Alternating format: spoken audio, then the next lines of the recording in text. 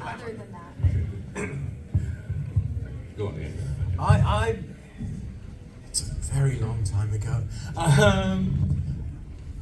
The joy I had, not sort of specific time, but I would come and go. So I was up in Auckland, another city, doing a TV show, and so whenever they would say come down, and sometimes it was you going down to shoot one day, but you would be there for 2 weeks because they'd changed the schedule and so forth. So each time I would go to generally a new place. Sometimes it was the studios, but often it would be, the forest down here, a lake here, or somewhere just gorgeous. And sort of check in with all the kids. So they were schlepping through for 2 years, working their little hobbit bums off. And so I would wander in and sort of be fresh and new and kind of catch up with them. So it was always a lovely world to go back into and play. And every time astounded by the detail of, I mean, a television show, which was great, but it's a TV show. You kind of, you get through it fast. And then we get down into this world, and every prop you are given is the most beautiful, created work of art. The costumes are so exquisite. The detail of filming is so intense that to me was just an absolute joy. Plus the wonderful people that you got to. It was unheard of for all of us to be affected to that degree, locked away down and call it really way down the bottom of the world. All of these people from all over the world. I remember going into one of the meetings. Occasionally Peter Jackson would call a meeting of all the cast. We'll all go into a room, and I remember John Rhys Davies. John's a big doer Welshman. He said, "I want to say something." Yes, John. He said, "This is the finest ensemble of actors I've ever worked with." End. That was it. I remember, but he didn't say that many nice things.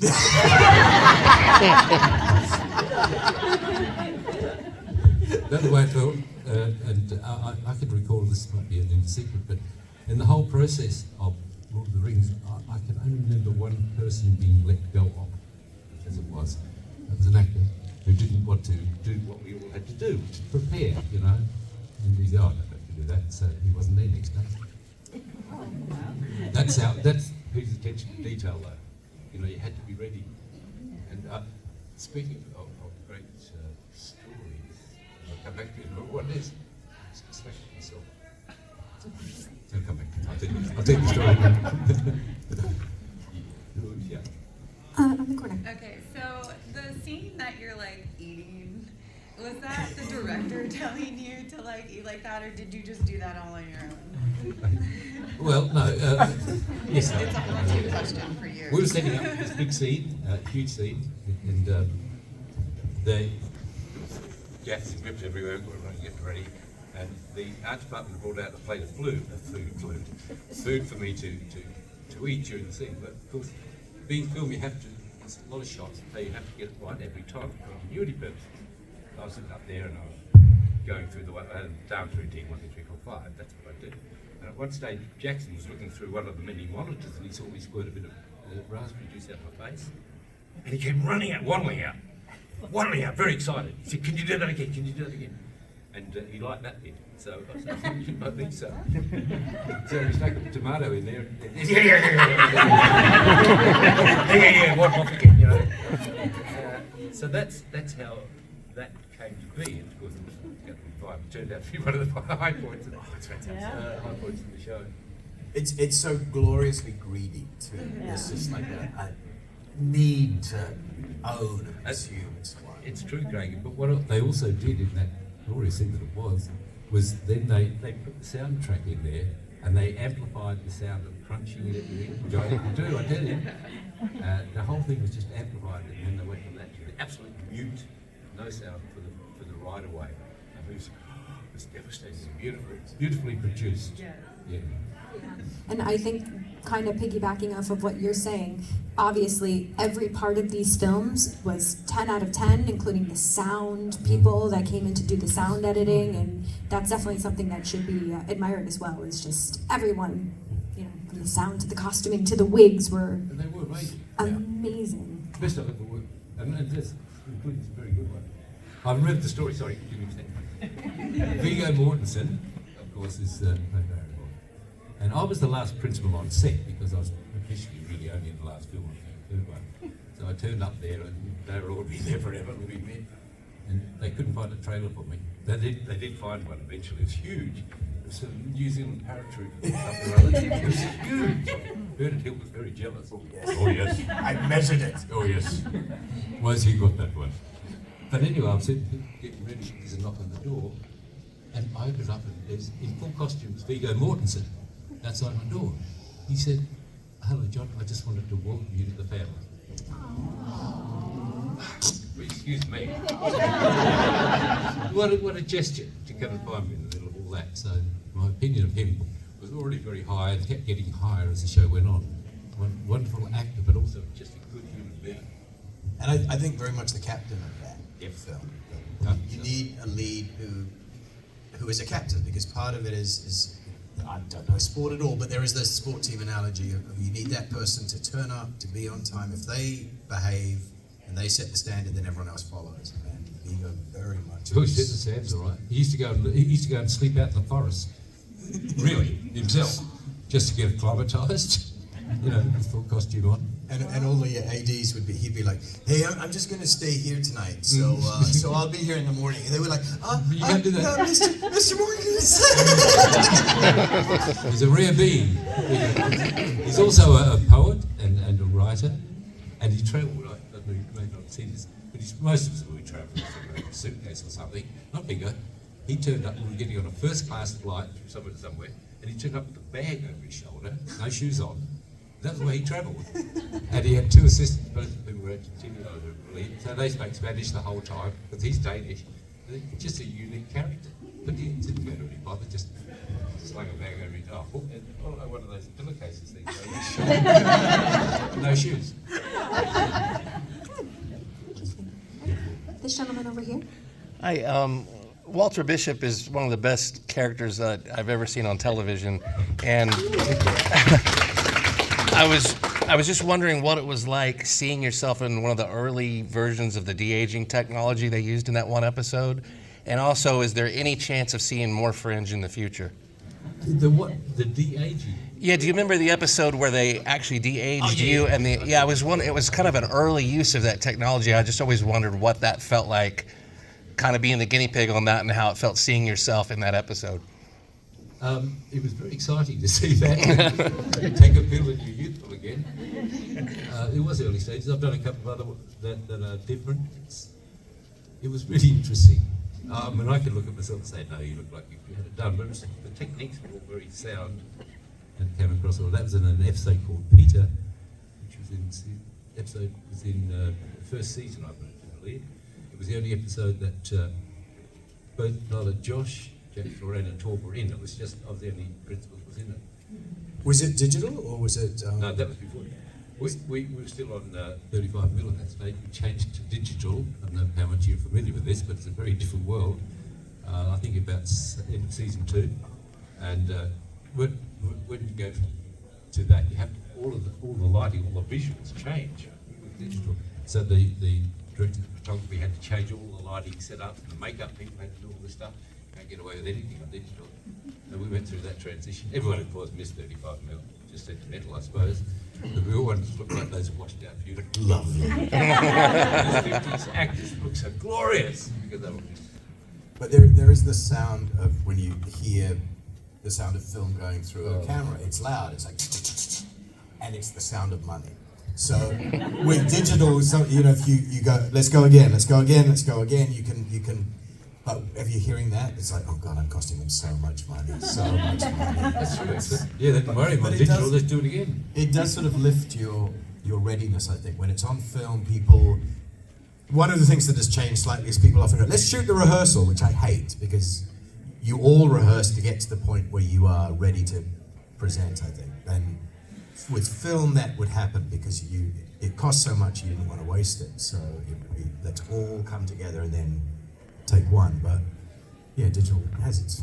I still do that. I'm familiar with that shoot rehearsal, because sometimes if it's a small scene break, it's only you and someone else or something of that nature, then there's an energy that exists by the time you get to the set.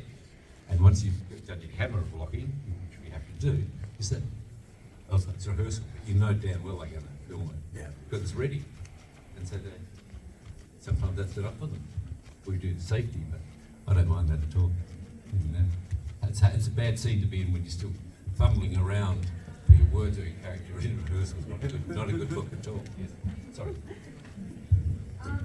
Having done television, film, stage, voiceover, what is your most challenging type of acting and your favorite medium to work in? You go first. Because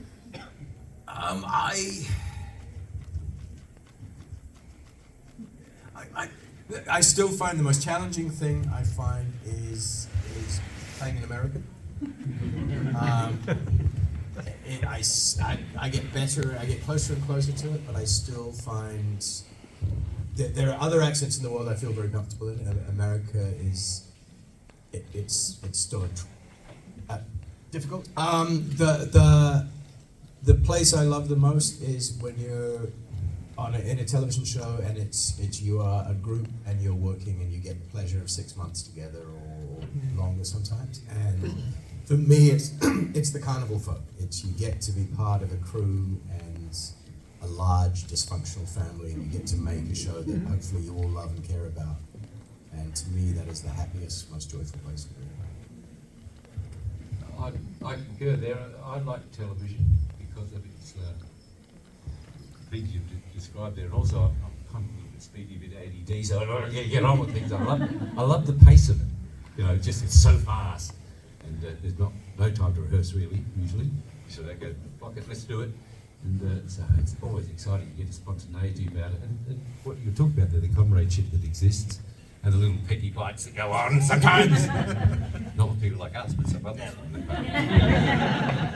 I like that, and the process is so astounding if you take time to think about how a show gets from a script coming in late, and they always come in late, you know, and you get this, and then get revisions every day for it. You get that, and about 2 weeks later, you've finished the filming, you've done your bit, then it goes off to post-production, and these brilliant musicians and sound technicians and everything get working on it, and the whole thing's finished in about a month. It's amazing to think about it, and how much the sound engineers, they used to get together a full orchestra to do each episode's music. You know, isn't that astounding to think about? A lot goes on behind the scenes, and brilliant people. All right, we have about 5 minutes left, so we got time for a couple more questions. Let's start over here, and then we'll work our way that way. So what was your favorite role, Spartacus or Lord of the Rings? I am enormously grateful and honored to have been part of Lord of the Rings, but I was, a brief visitation. Spartacus was, as we talked about, was a family and a series that I really got to play in, and so I adored that. How did it go when Andy died?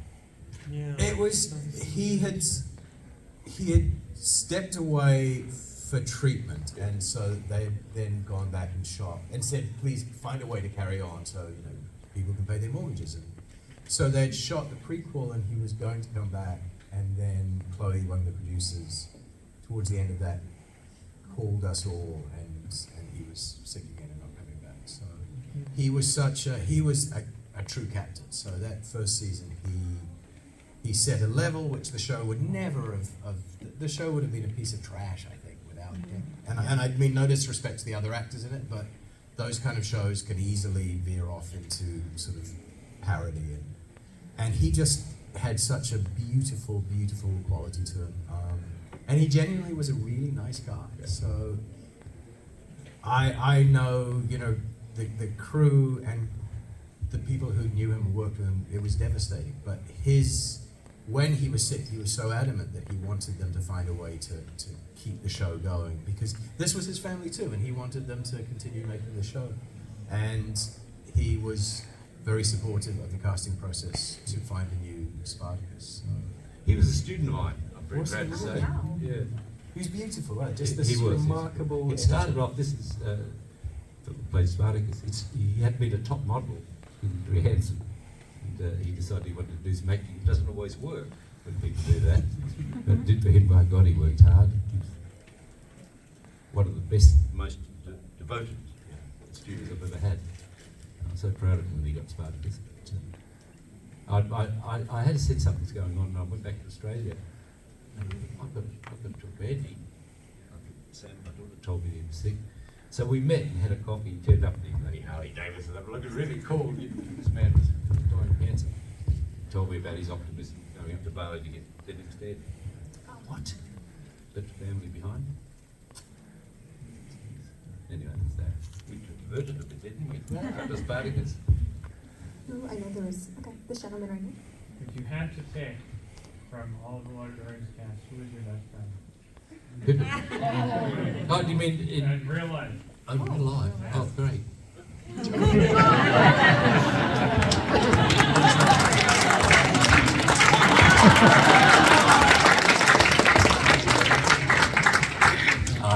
don't know. It was like, as Greg said, it was like a big family.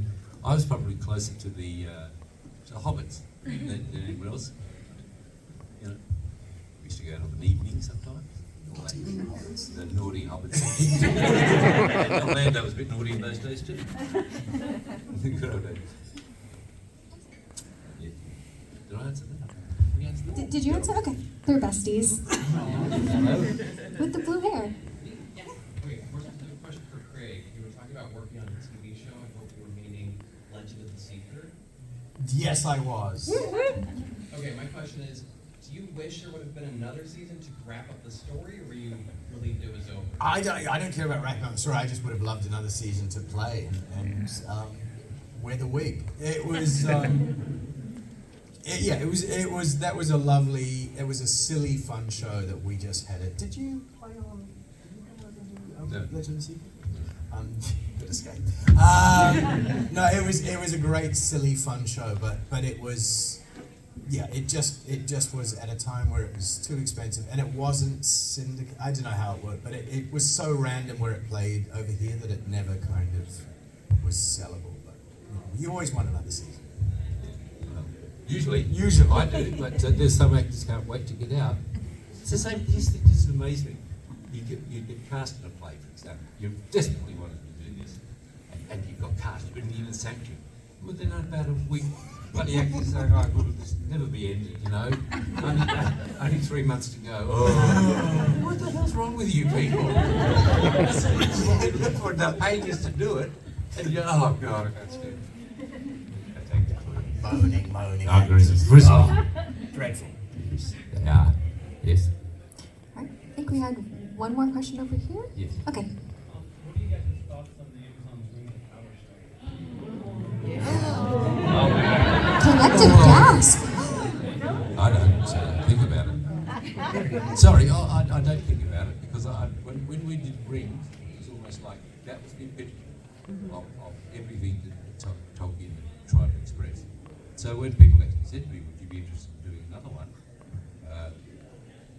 for the Hobbit?" Not that I could have been. I said, "Oh no, that I want to hold on to that. For me, I want to hold on to that idea." So I haven't really followed the other one. It's just about to open, or has it opened? Like two of them. The clips I've seen, I think it looks utterly beautiful, and I think they've painted the world. The world feels very similar visually, and I think it looks great. I was talking to someone earlier today that watch it and then make a decision. There is a tendency of internet which does kind of break my heart of like piling on stuff before it even happens. It's like just give it a chance, watch it, and the story belongs to everyone. It was put out 80, 100 years ago, and people hated Peter for doing it. They were jumping on him at the beginning. Let them tell their story, and you might not like it, but there's going to be people who fall in love with it in a way that you fell in love with Rings. So, I promise you, I'm not working for Amazon, but yes, a whole lot of a vast amount of people put their hearts and love and time into this thing. So I want to watch it and make a choice rather than having a strong opinion before I know anything about it. So, good. I think that was our. Oh, okay. Let's ask final question. Go ahead. If I remember, you got to play yourself, playing your character in Lord of the Rings in the episode of Legends of Tomorrow. Yeah. What was that like? That was like It was the weirdest thing. I don't know if you know Legends of Tomorrow, but I was doing the voice of Moloch. That'd be bad. And at one stage or other, there's something had happened within the story and I'm trying to work out whose voice that was. And one of the cast members was watching Lord of the Rings. He said, that's that voice there. So they recognised the voice as same as Denethor, so they did a quick look back in time and they found me on the set, on the set in New Zealand, as an Australian, but dressed up, you know. I wasn't sophisticated. And they came along and said to me, well, people want you to do these extra lines, for some reason or other. I'm carrying on. Oh, bloody Peter wouldn't want me to do that crap. This is copyright sadly because I got it. And, all right, give it a go. And so I did it, and that was called, the episode was called Starring John Opal. It's the weirdest position.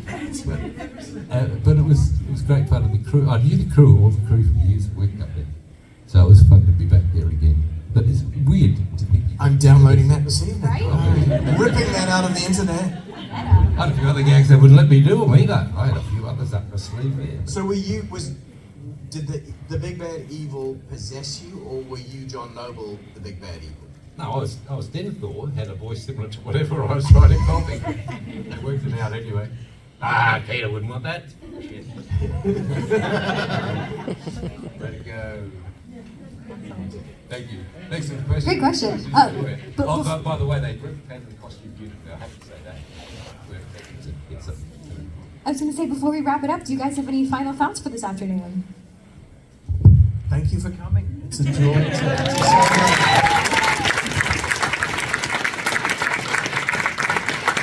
I agree with Craig. It's actually lovely to do it with you too, mate. But I must say, I didn't think it would be, but you know. But for me, it's always a pleasure to talk to people that are observant of our work. Because believe it or not, particularly in film and television, you don't get any feedback. It's not like doing stage. You just work in isolation. So to come to this and see that this is going out to real people, with real stories, I always find very, very rewarding. So thank you for being here for us. One more time, everybody, for John Noble and his partner!